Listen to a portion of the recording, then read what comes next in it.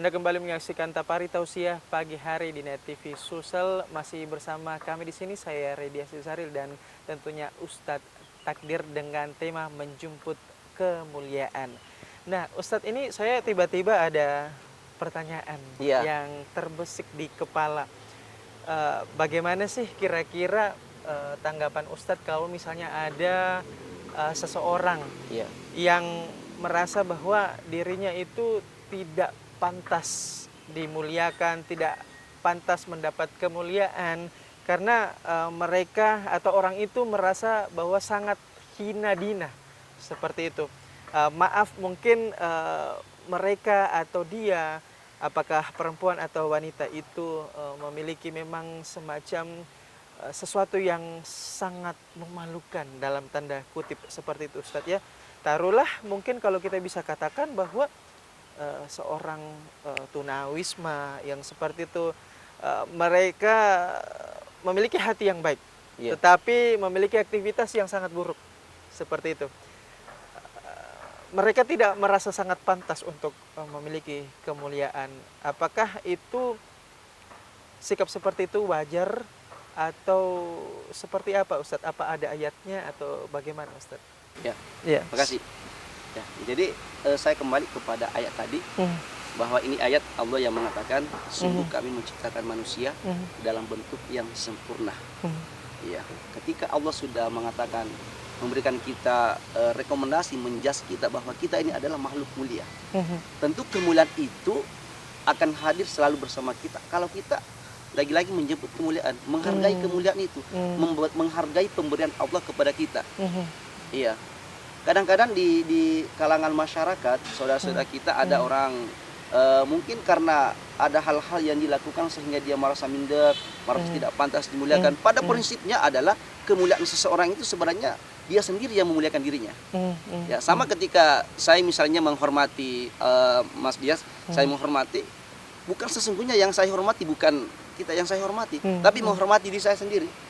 Maka ketika ada orang memuliakan saudara-saudaranya, ya, maka sesungguhnya yang dimuliakan itu bukan saudaranya, tapi dia sendiri memuliakan dirinya. Ya. Kemudian selanjutnya harus kita bedakan mana yang dimaksud rendah hati, mana yang dikatakan rendah diri. Ya. Kalau kita di hadapan Allah Subhanahu wa taala, maka boleh kita rendah diri sampai sesujud-sujud mungkin. Tetapi kalau sesama manusia tidak boleh kita rendah diri. Yang harus rendah hati, tidak sombong, tidak angkuh, menghargai sesama. Tetapi jangan juga kemudian kita sesama manusia kita rendah diri, merendahkan diri kita, malah kita pokoknya kalau bukan kita Bapak saya tidak bisa apa-apa. Itu berarti dia kemenakan Allah. Nah, para pemirsa, maka ketika kita ingin bergantung, ya, maka bergantunglah kepada Allah Subhanahu wa taala yang tidak punya sandaran. Ya. Ini Kak, kadang-kadang kan banyak orang itu kan kecewa dalam kehidupannya. Ya, istilahnya fata morgana lah. Kenapa? Karena dia sangat tergantung kepada orang lain. Contoh mungkin seorang bawahan sangat tergantung kepada bosnya, kepada atasannya. Pokoknya kalau bukan bosnya, atasannya dia tidak bisa apa-apa. Sehingga suatu ketika bosnya hancur, ya, entah kemana atau karena musibah, tiba-tiba dia juga tidak bisa berdaya. Kenapa? Karena dia bersandar kepada orang yang masih bersandar. Kepada makhluk ya? Ya, kepada makhluk. Ya. Maka siapa yang bersandar kepada makhluk, ya, yakin suatu saat akan ada batasnya dan bisa jadi merasakan kekecewaan.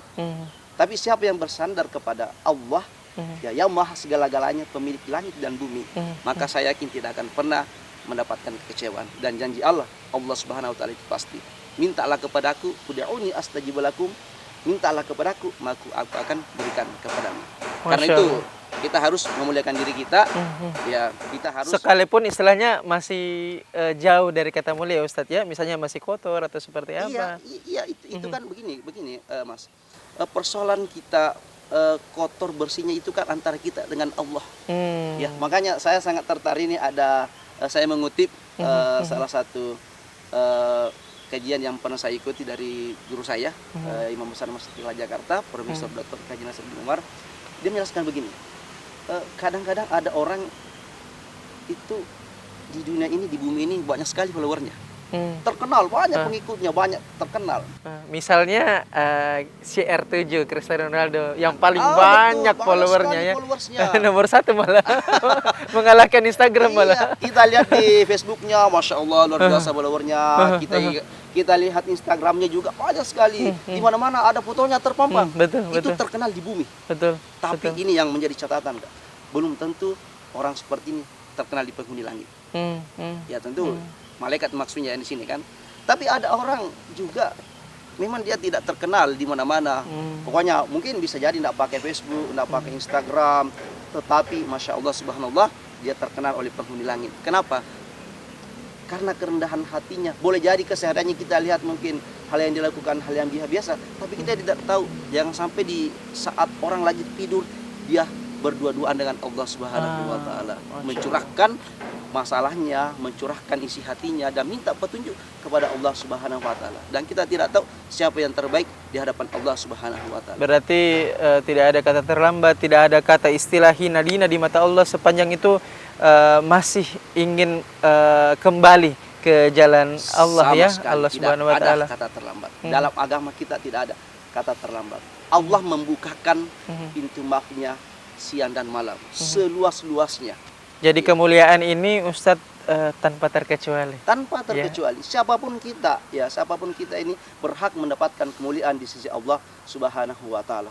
Dan Allah sudah membocorkan kepada kita sebenarnya. Ya, siapakah yang terbaik di antara hamba-hambaku? Inna akramakum indallahi atqakum. Sesungguhnya yang terbaik kata Allah. Kalau yang terbaik itu Mas dia saya garis bawahi mulia ya, mulia.